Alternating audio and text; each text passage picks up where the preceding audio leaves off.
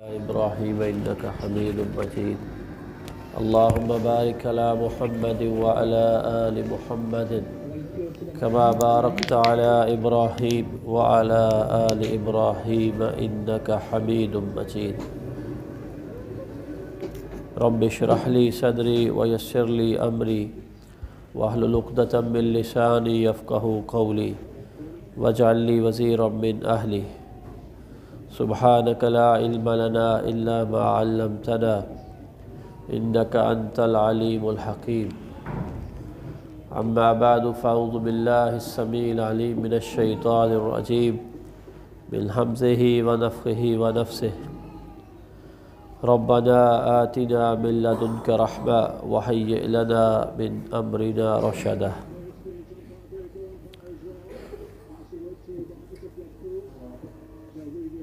آج ہم زندگی کے ایک اہم معاملے پر مختصر چند ایک گزارشات آپ کے سامنے عرض کرتے ہیں، اور وہ ایسا معاملہ ہے جو ہم میں سے ہر شخص کو درپیش ہوتا ہے۔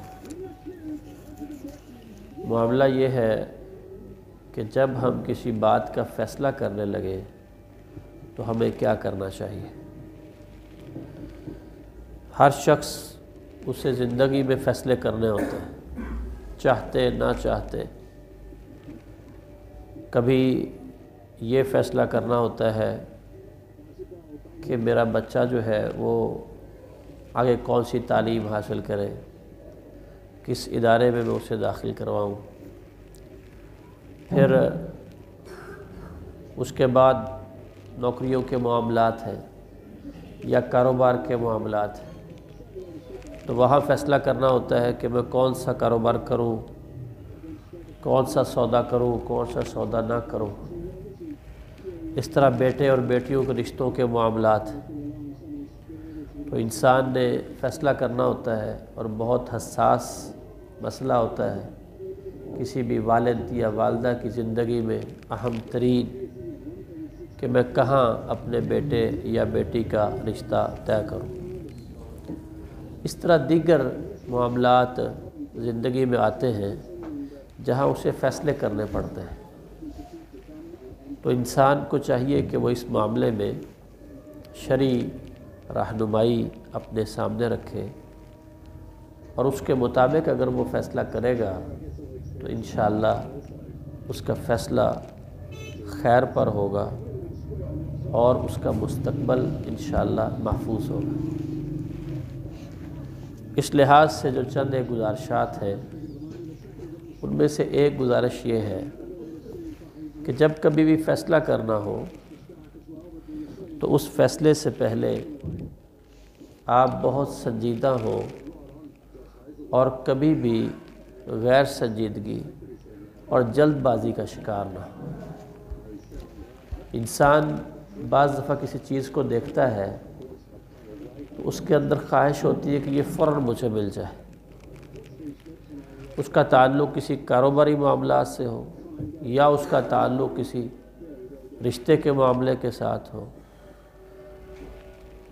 تو وہ فوراً بعض دفعہ چیز حاصل کرنا چاہتا ہے، اور بہت جلد بازی کا مظاہرہ کرتا ہے۔ یہی جلد بازی اسے غلط فیصلے کی طرف لے جاتی ہے۔ اس معاملے میں طبیعت کے اندر جب بھی فیصلہ کرنا ہو، جلد بازی کی بجائے ارادے کے ساتھ ٹھہراؤ لے کر آئیں، ارادے کے ساتھ سنجیدگی لے کر آئیں، کسی بھی جذباتی کیفیت میں نہ جائیں۔ جذباتی کیفیت انسان کے ذہن کو اتار چڑھاؤ میں لے جاتی ہے، اور ایک متوازن سوچ اس کی پیدا نہیں ہونے دیتی، جس غیر متوازن سوچ کی وجہ سے وہ فیصلہ کرنے میں غلطی کر لیتا ہے۔ انسان جلد بازی جب کرتا ہے تو اس کو اپنے آپ سے دور کرنے کا ایک بہت اہم اصول ہے، اور وہ تقدیر پر ایمان ہے۔ لہٰذا اس ایمان کو ریوائز کریں، اور اس ایمان کو مضبوط پکڑیں۔ تقدیر کیا ہے؟ اچھا ہے یا برا ہے اللہ کا الحاکمین نے لکھ دیا اور اس کے مطابق ہونا ہے۔ مجھے خیر اور شر کو دیکھتے ہوئے آگے قدم بڑھانے ہیں، ہونا وہ ہے جو میرے اللہ کو منظور ہے۔ وما تشاءون الا ان یشاء اللہ، تم بعد میں چاہتے ہو، اللہ پہلے چاہتا ہے۔ اللہ تعالیٰ کے فیصلے غالب آنے ہوتے ہیں، اس کی تقدیر نافذ ہو کے رہتی ہے، چاہے وہ کوئی لین دین کے معاملات ہوں، رزق کے معاملات ہوں، یا کسی کی موت کے معاملات ہوں۔ ان کنتم غیر مدینین ترجعونہا ان کنتم صادقین، اگر کر سکتے ہو تو تمہارے ہاتھوں سے ہم تمہارے پیاروں کو لے کے جا رہے ہوتے ہیں، تم لوٹا کے ہمیں دکھاؤ اگر تم یہ ہمت رکھتے ہو۔ تو نافذ ہوتی ہے، اللہ کی تقدیر نافذ ہوتی ہے، تمام اسباب اس تقدیر کو نافذ کرنے کے لیے اکٹھے ہو جاتے ہیں، اور انسان خود اپنے ہاتھوں سے اس تقدیر کے فیصلے کی طرف چلنا شروع کر دیتا ہے۔ تقدیر پر ایمان یہ ہے، ہمارے ذمہ کوشش ہے، ہم جائز چیزوں کو سامنے رکھتے ہوئے ایک جائز مناسب کوشش کریں۔ جب ذہن میں یہ بات ہو کہ فیصلہ جو اللہ احکم الحاکمین فرمائیں گے وہی ہونا ہے، اور میں اس سے دعا کر رہا ہوں اور اس کے شرعی اصول بیان کردہ اس کے مطابق قدم اٹھا رہا ہوں، تو پھر اگر یہ میری قسمت میں چیز لکھی ہے تو دنیا کی کوئی طاقت مجھ سے چھین نہیں سکتی، اور اگر یہ میری قسمت میں چیز نہیں ہے تو میں الٹا بھی لٹک جاؤں، لوگوں کے پاؤں میں پڑ لوں، غیر سنجیدگی کا مظاہرہ کر لوں، تو پھر بھی یہ چیز مجھے حاصل نہیں ہو سکتی۔ یہ جو تقدیر پر ایمان ہے یہ انسان کو سنجیدگی دیتا ہے، اسے وقار دیتا ہے، اس کو بڑا پن دیتا ہے، اس کو چھوٹا نہیں ہونے دیتا کہ وہ لوگوں کی منتیں کرتا پھرے، لوگوں کے سامنے ذلیل ہوتا پھرے۔ بندہ مومن کبھی وقار سے نیچے نہیں آتا، بندہ مومن کبھی ایک خاص سنجیدگی سے نیچے نہیں آتا۔ لہٰذا جب کبھی آپ نے فیصلہ کرنا ہو میں نے کاروبار کرنا ہے کہ نہیں، دکان کوئی مل رہی ہے لینی ہے کہ نہیں لینی، اس جگہ رشتہ ہو رہا ہے بیٹے کا کروں نہ کروں، یا اپنی ضرورت ہے اس حوالے سے کروں نہ کروں، آپ یہ بات ذہن میں رکھیں، اس زمین کے بننے سے 50,000 سال پہلے اللہ نے لکھ دیا۔ اگر وہ رشتہ آپ کو ملنا ہے کیوں آپ لوگوں سے جھگڑے کر رہے ہیں؟ میرا رشتہ اس نے توڑوا دیا، اس نے ہونے نہیں دیا، اس نے میرے دکان لینے میں مسئلہ ڈال دیا، اس نے کاروبار ڈیل میں رکاوٹ ڈال دی، کیا ہے؟ آپ اپنی جائز کوشش کریں، نتیجہ آپ کے ہاتھ میں نہیں ہے، کوشش آپ نے اللہ کی توفیق سے کرنی ہے، کاروبار میں حلال رزق کمانے میں کوشش کریں، کوشش ہمارے ذمہ ہے، جائز حدود میں رہتے ہوئے، اسباب میں رہتے ہوئے محنت کرنا یہ ہمارے ذمہ ہے، اس کا نتیجہ کیا ہونے والا ہے یہ ہمارے ذمہ نہیں ہے۔ لہٰذا جب کبھی بھی آپ زندگی میں ایسے موڑ پہ آ کے کھڑے ہو جائیں جہاں آپ نے فیصلہ کرنا ہے، اپنے ایمان کو دوبارہ سے ریوائز کریں اور کامل یقین رکھیں کہ جو مجھے ملنا اللہ نے لکھ دیا ہے دنیا کی کوئی طاقت مجھ سے چھین نہیں سکتی۔ تو آپ کس وقار سے کھڑے ہوں گے؟ آپ کاروبار ڈیل کرتے ہوئے سامنے والے کاروباری آدمی کے ساتھ کس طرح مضبوط قدموں پہ کھڑے ہو کے فیصلہ کر سکتے ہیں؟ آپ اس کے سامنے جھکیں گے نہیں، آپ اس کے سامنے دبیں گے نہیں، آپ اس کے ہاتھوں ایکسپلائٹ نہیں ہوں گے، آپ مضبوط بات کریں گے۔ یقین پیچھے یہ ہے کہ اگر یہ چیز مجھے ملنی ہے تو مل کے رہے، اور اگر نہیں ملنی تو میں جو مرضی کر لوں نہیں ملتی۔ یہ ایمان آپ کو مضبوط کرے گا، کھڑا کرے گا، آپ کا وقار بڑھائے گا۔ لہٰذا اللہ تعالیٰ سے دعا بھی کرنی چاہیے کہ اللہ تعالیٰ ہمیں ایمان میں مضبوطی عطا فرمائے۔ جب بھی آپ فیصلہ کرنے لگے تو ایک دوسری بات ہمیشہ ذہن میں رکھیں کہ نیکی اور گناہ ہر صورت میں دیکھیں، کبھی اندھا دھند فیصلے کرنے، یہ سوچ ہی نہیں ہے کہ مال کمانے جا رہا ہوں حلال ہے کہ حرام ہے، بس وہ کام کرنے جا رہا ہے، سوچا ہی نہیں، اس کے بارے میں علماء سے پوچھا ہی نہیں، اس میں کہیں گناہ تو نہیں شامل ہو رہا، کوئی ایسی تجارتی آپس میں کوئی ایسا معاہدہ جس معاہدے کے اندر کوئی سود شامل ہو رہا ہو یا کوئی جوا شامل ہو رہا ہو۔ مثلاً آپ شہر دیکھ لیں، کثرت کے ساتھ ایک چیز جو ہے وہ معاشرے کے اندر چل رہی ہے اور وہ انشورنس ہے، کثرت سے لوگ اس کی طرف ترغیب دلا رہے ہیں، اور اچھے خاصے دنیاوی پڑھے لکھے لوگ آپ کو بتاتے ہیں، اور انہوں نے ایک لسٹ بھی پاس رکھی ہوتی ہے مختلف دینی لوگوں کی کہ یہ آپ کو فتوے دے رہے ہیں کہ یہ جائز ہے۔ تو انشورنس ہوتی کیا ہے؟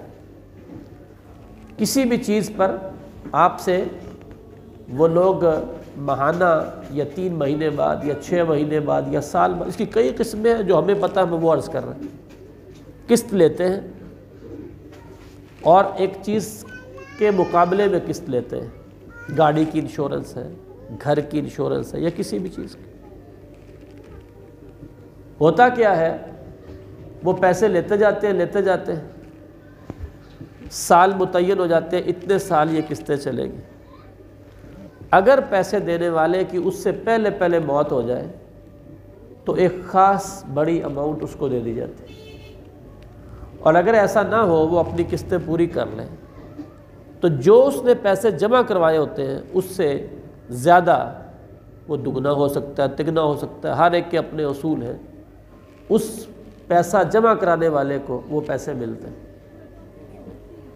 اب اس میں 2 باتیں، مثلا قسطیں دیتے آپ نے 10 لاکھ روپے جمع کروا دی، آپ زندہ رہے، اب آپ کو 10 کی بجائے 20 لاکھ ملتا ہے۔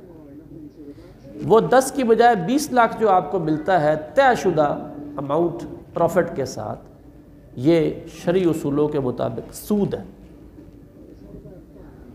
اب لوگ دیکھتے ہی نہیں ہیں، وہ صرف یہ دیکھتے ہیں کہ میں کاروبار کر رہا ہوں تو میں ہر مہینے 10,000 نکال سکتا ہوں، بس ایک فیصلہ کر لیا۔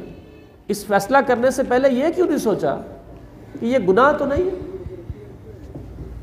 نیکی ہے یا نہیں؟ اس اتنی لمبے معاہدے کو سائن کر دیا اور مسلسل اپنی زندگی اسی گناہ کے اوپر گزار رہا ہے، مسلسل ہر سال گناہ کی قسط دے رہا ہے، ہر سال، ہر مہینے، ہر 2 مہینے بعد۔ تو جو اکٹھا پیسہ ہوا وہ کیا ہے؟ سود، جو بعد میں اس کو ملا اضافے کا۔ اس نے 10 لاکھ جمع کروایا، اس کے اوپر اضافہ ہو کے واپس آیا۔ یہ تجارت نہیں ہے۔ لوگ کہتے ہیں یہ تجارت ہے، ہم پیسے انویسٹ کر دیتے ہیں، وہاں سے لازمی نفع آتا ہے۔ دنیا میں کوئی تجارت ایسی نہیں ہے، دنیا میں، جس میں 100% گارنٹی ہو کہ نفع آئے گا، 100% کبھی نہیں۔ تجارت کا اصول یہ ہے، شرعی تجارت کا اور شرعی شراکت داری کا اصول یہ ہے کہ جتنے اس کے ممبر بنیں گے وہ سارے نفع میں بھی شامل ہوں گے، نقصان میں بھی شامل ہوں گے۔ یہاں اس کو طے کر کے بتایا جا رہا ہے آج ہی بیٹھے ہوئے کہ جب آپ کے 10 لاکھ ہو جائیں گے تو آپ کو 20 لاکھ ملے گا۔ یہی تو سود ہے۔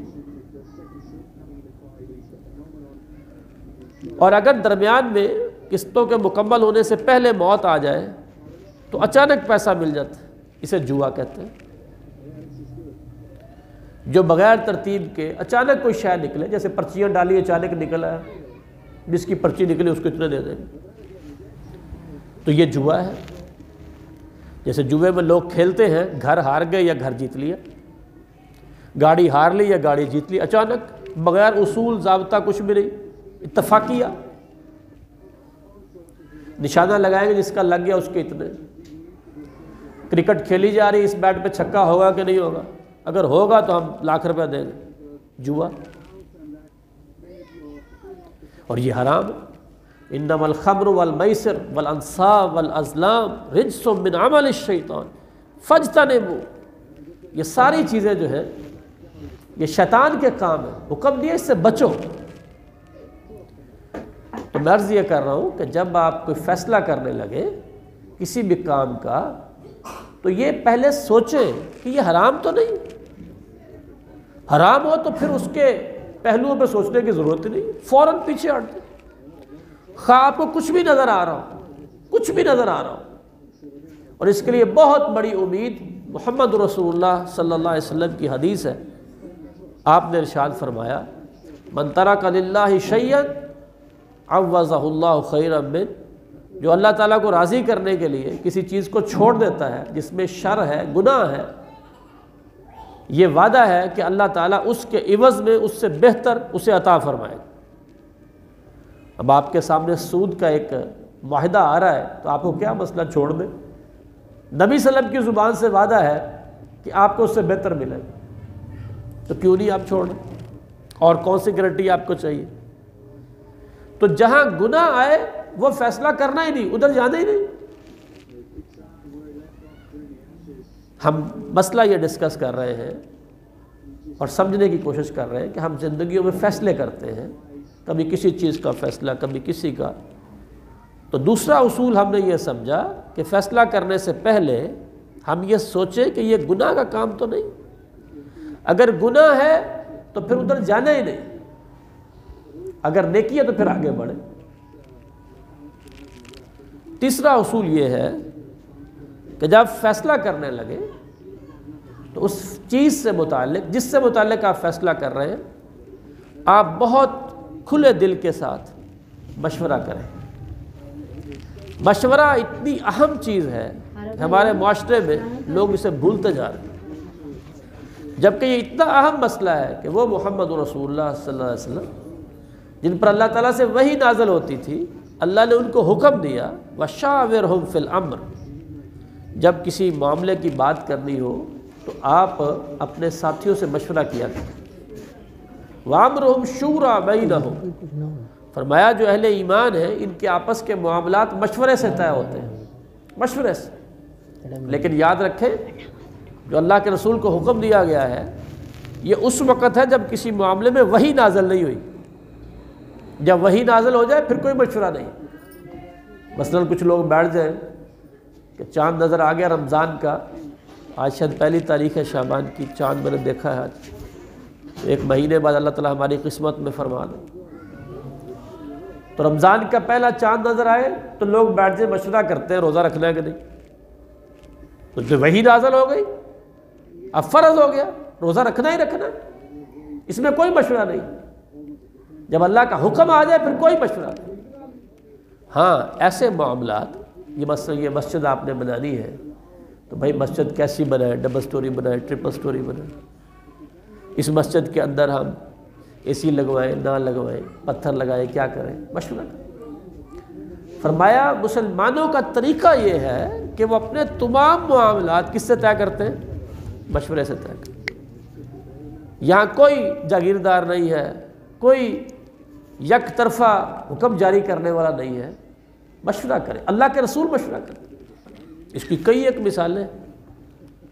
اللہ کے رسول کی زندگی میں ایک سخت ترین موقع آیا جس کے بارے میں قرآن مجید یہ کہتا ہے وَبَلَغَتِ الْقُلُوبُ الْحَنَاجِرَ، اس قدر سختی کا معاملہ آیا کہ لوگوں کے جو دل تھے وہ یہاں سے نکل کر جو اس کی جگہ ہوتی ہے اوپر گلوں تک، یہاں تک پہنچ گئے ڈر کی وجہ سے، موت۔ اور یہ خندق کا موقع تھا، 10,000 کا لشکر کفار کا وہ مدینہ کے اوپر ٹوٹ پڑا، اور مدینہ میں محدود مسلمان، اور مسلمان جو تقریباً 3,000 کے قریب ہیں، 10,000 کا لشکر، سامنے سے دشمن، مسلمان محدود تعداد میں، اپنی خواتین کی حفاظت کے لیے ان کو ایک قلعے میں بند کر دیا، اور اندر یہودی بھی موجود ہے مدینہ کے، اور عین وقت پہ آ کے ان یہودیوں نے بھی اندر سے غداری کر دی، باہر سے کفار، پیچھے سے یہودیوں کی غداری اور محدود مسلمان۔ اس قدر کٹھن جب خبر ملی حالات کے مطابق اللہ کے رسول کو کہ ایسے اتنا بڑا لشکر کفار مکہ اکٹھا کر کے لا رہے ہیں، اسی لیے اس کو غزوہ احزاب بھی کہا جاتا ہے، حزب کی جمع، یعنی کئی جماعتیں اکٹھے مل کر ٹوٹ پڑیں، کئی جماعتیں۔ نبی صلی اللہ علیہ وسلم نے صحابہ اکرام سے مشورہ کیا کہ اب ہم کیا کریں. مختلف مشاورت باتیں آتی چلی گئیں، یہاں تک کہ حضرت سلمان فارسی رضی اللہ تعالیٰ عنہ انہوں نے نبی مکرم صلی اللہ علیہ وسلم کی خدمت اقدس میں یہ عرض کیا کہ ہمارے علاقے میں اگر ہم کمزور ہوتے اور دشمن طاقتور ہوتا اور ہم سمجھتے کہ ہم میدان میں اس کا مقابلہ نہیں کر سکیں تو ہم اپنے اردا گرد خندق کھود لیتے تھے تاکہ دشمن جو ہے وہ ہمارے تک پہنچ ہی نہ پائے. اللہ کے رسول کو ان کی یہ بات پسند آئی. آپ علیہ الصلوۃ والسلام نے اس مشورے پر عمل کرتے ہوئے خندق کا فیصلہ کیا، اور اللہ تعالیٰ کے ہاں فتح اور نصرت ہے. اللہ نے اس خندق کو نبی کریم صلی اللہ علیہ وسلم اور صحابہ کی فتح کا سبب بنا دی. تو مشورہ کرنا چاہیے. مشورے کے بارے میں یہ اصول ذہن میں رکھیں کہ مشورہ ہمیشہ متعلقہ شخص سے کرتے ہیں. ہمارے ہاں یہ بہت بڑی غلطی ہے. بچے کو کیا پڑھانا ہے تو مشورہ کر رہے ہیں ایک دکاندار سے جس کو پتہ ہی نہیں تعلیم کیا ہوتا ہے. وہ سمجھدار ہے، سیانا ہے، سب کچھ ہے، لیکن اسے تعلیم کا تو نہیں پتہ. مشورہ اس میدان سے متعلقہ شخص سے کریں. ایسے ہی نہیں جو سامنے ہے اس سے مشورہ، وہ بلکہ مشورہ دینے والے بھی حضرت ہوتے ہیں. ان سے جب کوئی مشورہ مانگ لے تو وہ اپنا فرض سمجھتے ہیں کہ میں نے آتا ہے یا نہیں آتا میں نے لازمی دینا، لہذا وہ کسی غلط طرف ڈال دیتے ہیں. حالانکہ اگر آپ کو بات سمجھ آ رہی ہے اور آپ سمجھتے ہیں کہ میں اس میدان کا باہر ہوں تو پھر آپ بات کریں. ورنہ آپ پوچھنے والے سے کہہ سکتے ہیں کہ بھائی مجھے اس بارے میں علم نہیں. آپ اس میدان کے کسی سنجیدہ آدمی سے بات کریں، میں کہیں آپ کی غلط رہنمائی نہ کروں. تو مشورہ کرنا چاہیے، اور مشورہ کس سے کرنا چاہیے؟ اس میدان کے متعلقہ آدمی سے جو مضبوط علم رکھنے والا، اس کا تجربہ ہو، اس سے مشورہ کریں. اللہ تعالیٰ ہمیں اس کی توفیق عطا فرمائے. ایک بہت بڑا اصول یہ ہے کہ انسان جب فیصلہ کرنے لگے تو دعائے استخارہ کرے. صحابہ اکرام بیان کرتے ہیں نبی کریم صلی اللہ علیہ وسلم، میں آپ سے نہیں پوچھوں گا کہ کس کس کو دعائے استخارہ آتی ہاتھ کھڑا کریں، لیکن آپ یہ حدیث سنیں.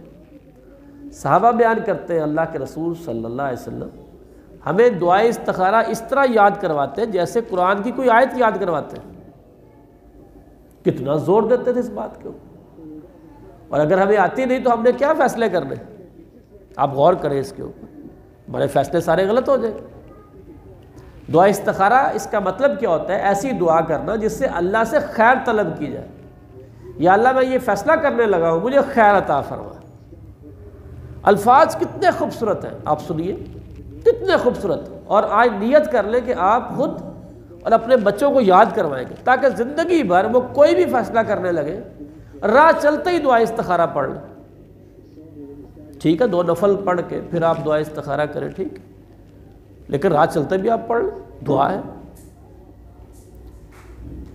کتنے زبردست اس کے الفاظ ہیں. اللہم انی استخیرک، اے اللہ میں آپ سے خیر طلب کرتا ہوں، بعلمک، آپ کے علم کے ذریعے سے. اب اللہ کا علم کتنا بڑا ہے، لا محدود. میں آپ کے علم سے خیر طلب کرتا ہوں. وَأَسْتَقْدِرُكَ بِقُدْرَتِكَ، اور آپ کی قدرت، اس کے ذریعے سے میں آپ سے قدرت اور توفیق چاہتا ہوں. وَأَسْأَلُكَ مِنْ فَضْلِكَ الْعَظِيمِ، اے اللہ میں آپ کا جو عظیم فضل ہے اس کا سوالی ہوں. اب دیکھو آپ کام کر رہے ہیں، کوئی ڈیل کرنی کاروباری یا بیٹی کا رشتہ کرنا ہے، بیٹے کا، اب آپ یہ کہہ رہے ہیں یا اللہ میں آپ سے خیر طلب کر رہا ہوں، آپ کی قدرت سے قدرت چاہتا ہوں، اور آپ کے عظیم فضل میں اس کو مانگ رہا ہوں آپ سے، آپ مجھے وہ عطا فرما. اللہم، اے اللہ، انت تقدر، آپ کے پاس طاقت ہے، قدرت ہے، ولا اقدر، یہ جو کام کرنے میں جا رہا ہوں میرے پاس کوئی طاقت نہیں. کس قدر اپنی عاجزی کا اظہار ہے اللہ تعالیٰ کے سامنے، کس قدر بندگی کا اظہار ہے. آپ کو پتہ ہے، مجھے نہیں پتہ. وَتَعْلَمُ وَلَا أَعْلَمُ، اے اللہ آپ کے پاس علم ہے، آپ جانتے ہیں، میں نہیں جانتا. یہ کام کروں گا اس میں شر ہے، خیر ہے، علم سر آپ کے پاس ہے، مستقبل کی ساری باتیں آپ جانتے ہیں، مجھے تو کچھ نہیں پتا۔ تعلم، آپ کے پاس علم ہے، ولا اعلم، میرے پاس کوئی علم نہیں۔ انسان نے پوری اپنی امیدیں اللہ کے ساتھ جوڑ دی، توحید خالص، کوئی اور نہیں جانتا۔ ہم کہتے ہیں فلاں جانتا ہے، فلاں جانتا ہے، یہ لوگوں سے ہاتھ دکھاتے ہیں